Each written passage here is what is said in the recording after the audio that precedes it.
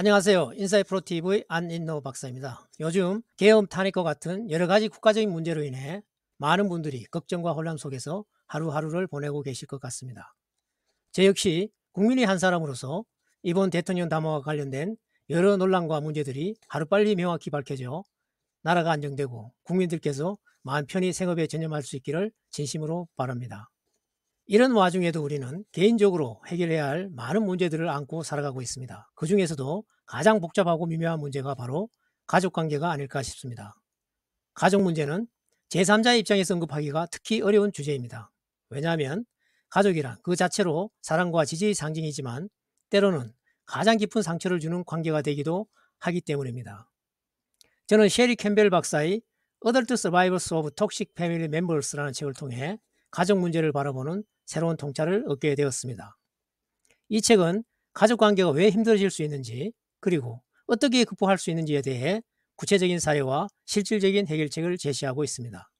오늘 강의에서는 이 내용을 바탕으로 여러분들과 함께 가족 문제를 진단하고 극복할 수 있는 5가지 실질적인 해결책을 나누어 볼까 합니다. 혹시 여러분도 가족 문제로 인해 상처를 받은 경험이 있으신가요? 끝까지 함께 하시면서 가족 문제를 바라보는 새로운 시각과 해결 방안을 찾아가시길 바랍니다. 함께 시작해 볼까요? 가족 문제를 해결하기 위한 첫 번째 해결책은 바로 유독한 관계에 대한 문제를 인식하는 것입니다. 캠벨 박사는 가족 관계의 유독한 패턴을 다음의 4가지로 정의하고 있습니다. 첫 번째 패턴은 끊임없는 비판과 부정적 언어의 사용입니다. 넌 왜 이거밖에 못하니? 이와 같은 말은 자녀의 자존감을 무너뜨립니다. 예를 들어 한 여성은 부모로부터 항상 넌 우리 집의 문제야 라는 말을 들으며 자랐고 성인이 된 후에도 인간관계에서 자신감을 갖지 못했다고 합니다. 두 번째 패턴은 과도한 통제와 조종입니다. 넌 내가 하라는 대로 해야 성공할 수 있어 라는 말로 자녀의 선택권을 박탈하는 행동입니다. 한 남성은 부모가 모든 결정을 대신 내렸고 이로 인해 독립심을 잃은 채 의존적인 성향을 갖게 되었다고 합니다. 세 번째 패턴은 정서적 무관심과 방치입니다. 부모가 자녀의 감정을 무시하거나 관심을 주지 않는 경우이죠. 예를 들어 자녀가 도움을 요청해도 스스로 해결해라 하고 외면받는 경험은 자녀가 감정을 표현하는 법을 배우지 못하게 만들죠. 네 번째 패턴은 자신의 문제를 자녀에게 떠넘기는 책임 전가입니다. 내가 태어나지 않았다면 내 인생은 더 나았을 텐데와 같은 말은 자녀에게 큰 죄책감을 안깁니다. 한 사례에서는 어머니가 자신의 결혼 생활의 불행을 자녀에게 전가하고 이로 인해 자녀가 평생 죄책감 속에서 살게 되었습니다. 여기서 전하고자 하는 핵심 메시지는 이 4가지 패턴을 자신의 가족 관계에서 찾아내는 것이 문제를 해결하는 첫걸음이라는 것입니다. 두 번째 해결책은 문제의 근본 원인을 이해하는 것입니다. 부모의 행동이 왜 그런 방식으로 나타났는지 심리적, 사회적 맥락을 살펴보는 것입니다. 예를 들어 한 어머니는 자신의 어린 시절 트라우마를 해결하지 못한 채 자녀를 과도하게 통제했습니다. 너는 내 희망이다라는 말로 자녀에게 과도한 부담을 줬고 이는 자녀가 독립심을 잃고 불안 속에서 자라게 만들었습니다. 이러한 패턴은 한국 사회에서도 흔히 존재합니다. 부모 세대의 경제적 스트레스가 자녀에게 증가되거나 부모가 자신이 받았던 억압을 반복하는 경우가 그런 경우입니다. 여기서의 핵심 메시지는 부모의 행동을 이해하면 감정적으로 휘말리지 않고 해결책을 찾는 데 도움이 된다는 것입니다. 세 번째 해결책은 건강한 경계를 설정하는 것입니다. 경계를 설정하려면 다음의 3가지를 기억할 필요가 있습니다. 먼저 자신의 감정을 명확히 인식할 필요가 있습니다. 부모의 간섭이 스트레스를 준다면 그 감정을 명확히 자각하세요.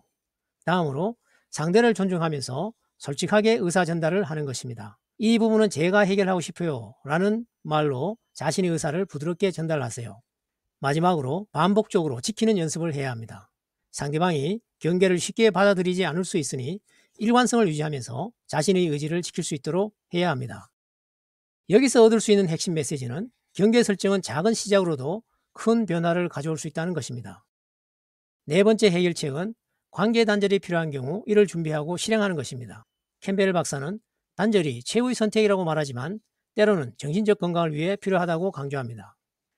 한 남성은 부모의 지속적인 정서적 학대를 벗어나기 위해 관계를 단절했습니다. 그는 단절 후에 자신의 삶을 재건하면서 가족이라는 이유만으로 내 삶을 희생할 수 없었다라고 말했습니다. 이와 같이 단절 후에도 자기 돌봄과 새로운 관계를 형성하며 삶을 회복할 수 있습니다. 마지막 단계는 상처를 회복하고 새로운 관계를 형성하는 것입니다. 한 여성은 유독한 가족과의 관계를 단절한 후에 지역 커뮤니티에서 봉사활동을 통해 새로운 지지 네트워크를 만들었습니다. 그녀는 과거의 가족이 내 행복을 좌우하지 않도록 내가 선택한 새로운 가족을 만들었다라고 말했습니다. 여러분도 친구와의 관계를 강화하거나 취미활동, 봉사활동 등을 통해 건강한 관계를 형성해 보세요. 오늘 강의에서는 가족 문제를 극복하기 위한 5가지 해결책을 함께 살펴보았습니다. 이를 간단히 정리하면 첫째, 유독한 관계를 인식하는 것입니다. 가족 관계에서 반복되는 문제와 감정을 명확히 알아차리는 것이 시작점입니다. 둘째는 문제의 근본 원인을 이해하는 것입니다. 상대방의 행동 배경을 탐구하면 감정적으로 휘말리지 않을 수 있습니다. 셋째는 건강한 경계를 설정하는 것입니다. 상대방과의 관계에서 자신을 보호하기 위해 경계를 명확히 하고 일관되게 지켜나가는 연습이 필요합니다. 넷째는 관계 단절이 필요한 경우 신중히 준비하고 실행하는 것입니다. 최후의 선택이지만 필요하다면 단절 후 자기 돌봄과 회복에 집중해야 합니다. 다섯째는 회복과 새로운 관계를 형성하는 것입니다. 기존의 상처를 치유하고 가족 외부에서 건강한 지지 네트워크를 만들어가는 것이 중요합니다. 이 5가지는 단순히 문제를 해결하는 방법이 아니라 더 나은 삶으로 나아가는 길이기도 합니다. 가족 문제로 인해 힘든 상황이 있다면 오늘 소개해드린 방법 중 하나라도 작은 변화로 실천해 보세요. 그 변화가 삶의 긍정적인 전환점이 될 수 있습니다. 인사이트 프로 TV는 여러분이 더 나은 삶을 살아가는 데 도움이 되는 유익한 정보를 계속 제공하겠습니다. 구독과 좋아요로 여러분의 생각을 나눠주시면 더 나은 콘텐츠로 보답하겠습니다. 가족이라는 이름의 관계가 여러분에게 상처가 아닌 치유와 성장이 되길 바랍니다. 다음 강의에서 다시 뵙겠습니다. 감사합니다.